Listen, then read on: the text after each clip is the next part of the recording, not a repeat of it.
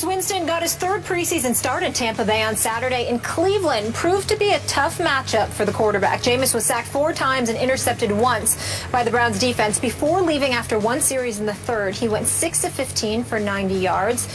It appears Jameis is having trouble finding a rhythm over this past weekend. Shannon, are you sold on him? I'm not going to give up on him, but he spent so much time on his back. I'm beginning to wonder if Lovie Smith actually cares about the kid because his offensive line can't protect him. I'm just joking. I was just using the RG3 Jay Gruden analogy. When I looked at him in college, you know what he reminded me of?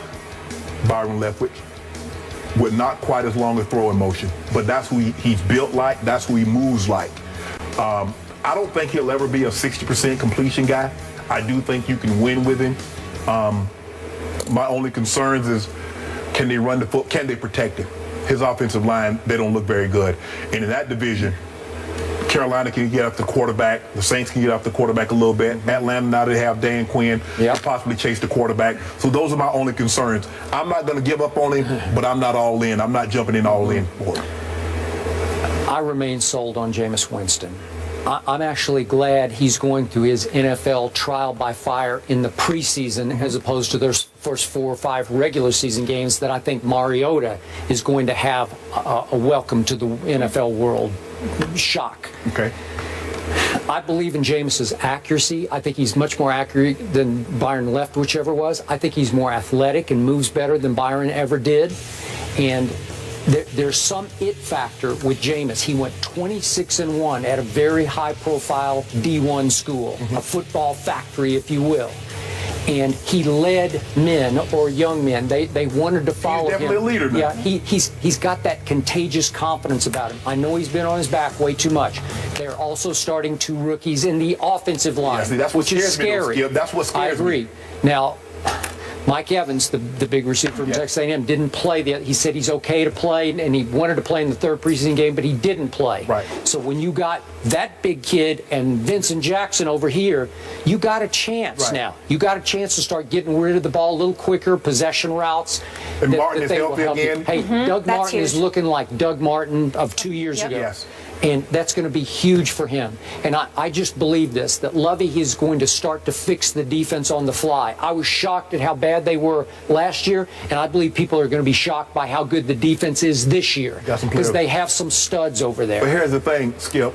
Are they going to ruin him but not being able to protect him? You remember what David Carr went through with the Houston Texans, that offensive line, and he just got pummeled. And he never regained his confidence. And that's my only concerns, because in the little bit that I have seen him in the preseason, he spends so much of his time on his back or so much time running for his life. So that scares me about him. But I'm not all in like you are. You 100% all in. But I do think he's going to be he'll be a good quarterback. I don't see Pro Bowl. I don't see All Pro. I don't see all time great written over him. But I think he'll be slightly better than what we think. I think he can be a star. And I do not think this is one young man whose confidence will not get wrecked. Like you talked about, Carr's confidence just got bludgeoned until he didn't have any. Yes. I don't think you can wreck this young man's confidence. It happens to everybody, Skip. It happens to everybody. You get hit enough, as they say in boxing, once you get knocked out one time, there's always that doubt in your head, this could happen again. Quarterbacks go through it. Peyton Manning told you, even when he came up, not only could I get back to being the old Peyton Manning, but could I even be a decent quarterback in this league? Tom Brady, you go through this, and he's going through it as a young, but even as you're young and you think you're invincible, when it happens enough, it starts to weigh on you. You're like, man, what's going on here? And then you're going to start hearing the groundswell. Well, they should have took Mariota. Fans start booing. They're not winning any game. Now, as long as they win, it doesn't matter what his numbers look like. They'll be fine. But what happens if they don't get off to that good start and he's still getting pummeled? Then what happens? Boy, you're down on every quarterback we talk about. I'm just realistic. Tony Romo, Sam Bradford, I'm not down on Romo. Yes or no? You down on Mariota? I'm putting you on the spot there with the yes or no. I just haven't seen enough. I mean, I got to let them play. I got to see at least 8 games. Regular season games, yes. Meaningful games, not no preseason. 10 plays here, 20 plays there. Thank you. Got it. All right, we know the Eagles soared, but how about Tim Tebow? Oh, my God. Skip. find out if he's making Philly's roster You next. brought me back for this. Shannon can't wait for this. I got no comment. Shannon's hype. The Eagles beat the Packers 39-26 thanks to a strong first team. But how did one Tim Tebow, who had a chance to lock up a roster spot, look? Well, Chip Kelly called for his backup quarterback to run a two-point conversion twice. He failed both times. So did he blow it? The Eagles began trimming their roster yesterday and must finalize cuts by this Saturday, September 5th. Skip, you think Tebow made the team? Shannon Sharp, I have gone from no doubt he'll make the team to now I'm not sure. And I'll be the first to admit I am concerned for one Tim Tebow. Clearly, this is his last stop, his last chance, his last hurrah.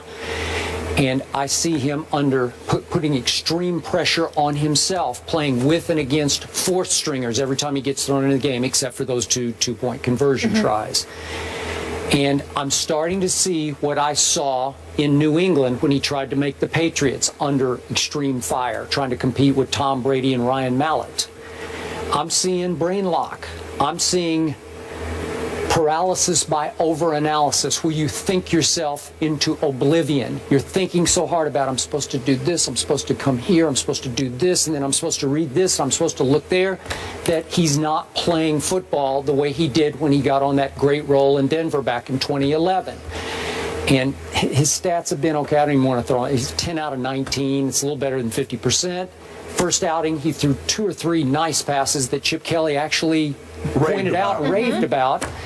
And then it wasn't so good in the second one, and it was maybe even a little worse than the third one. He only threw a couple of passes the other night, completed both of those. He's run 10 times for 50 yards. I think Chip Kelly loves him as a guy. How can you not? Because he's everything you'd want to coach.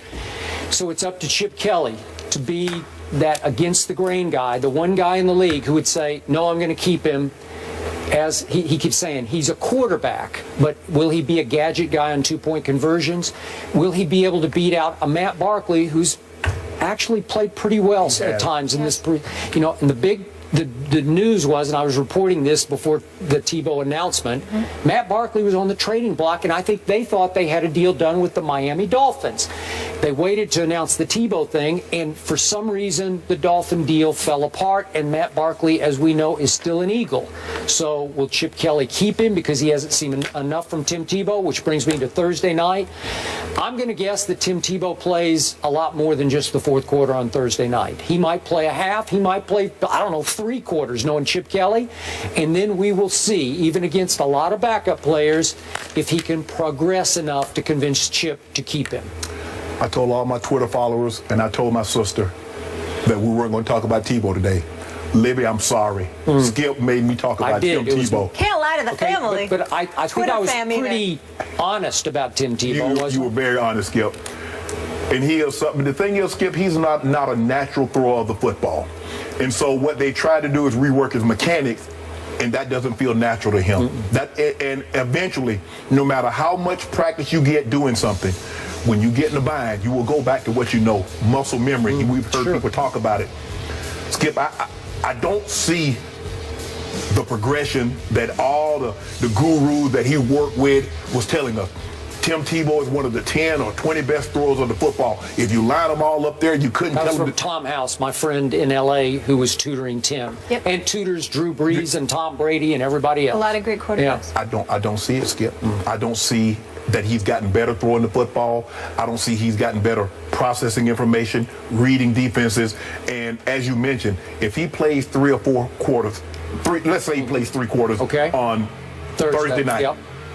Can you imagine the pressure that he's going to be under? Because think about it. These are not starters. A lot of these guys are probably not going to make the roster. And if he doesn't have a good showing and you saying he's pressing, I believe he's pressing because he's like, I want to show, I need to show, I need to show. And he realized this is it. Because if you can't play in Chip Kelly's offense, what offense can you play in? This is it. This offense is really tailor-made for his skill set. Nobody else is going to build an offense around Tim Tebow's skill set. So this is the last stop. But I just don't. I want to, and I saw what you saw the first game. but they were short passes, quick throws, Skip. You know, the off the first boot. pass he made was really good, where he stepped right back in the pocket, Right. threw a rocket up the middle. He did. Yeah. And they were like good throws. And then he kind of like reverted back, like holding the football, taking sacks, you know, balls way overthrown. It just doesn't look good. And he was doing a great job at the SEC network. And I know he says, well, I want to live out my dream. Skip, nobody says how long that dream gets to last. He played 3-4 years in the National Football League. He had a 7-8 game run that was good as anybody could have hoped for. Maybe that's it, Skip. Maybe we don't all get to have 13, 14, or like Peyton Manning, 4 neck surgeries in an 18-month span, come back and to be Peyton Manning again. We don't all get to have those kind of careers. And I get what Tim's saying, that, you know, my dream is to play quarterback. Well, Tim, maybe you've already fulfilled your dream. No one said that dream had to last for 6 years, 7 years, 10 years. Maybe it was only 3. And be satisfied with that, because there are a lot of people. It's hard for me to process how one player, as a second-year player, could be that great for that long stretch in Denver, win a playoff game. I wouldn't say he was great, Skip. He was good, Skip. Come on now, Skip. Let's not. He took a terrible football team. They were 1-4, and he took them to the division title. Skip, but look at his numbers in those games, Skip. Look at his QBR in the last 5 minutes of those games. Skip, number 1 in the NFL. So we need to have another quarterback play the 55 minutes and just bring him in if the game's all he did is win games. So that's what I said. He went to the Jets, and you said, well, he was perfect, but Rex didn't give him a chance. Never gave him a chance. He went to New England. The offensive coordinator that drafted him #1 overall could not talk Coach Belichick into keeping him. Could not. He was out of the league for 2 years. He's in Chip Kelly. What kind of a fit was he in New England? That's like you talk about fish out of water fit. You told me. I watched Skip. You know I watched you. You said Bill Belichick, Josh McDaniels, that's the guy that drafted him, that believed in him. He couldn't talk Coach Belichick into keeping him. He's not the head coach. He goes to Philly. He doesn't make it here. Now what? Well, it's done.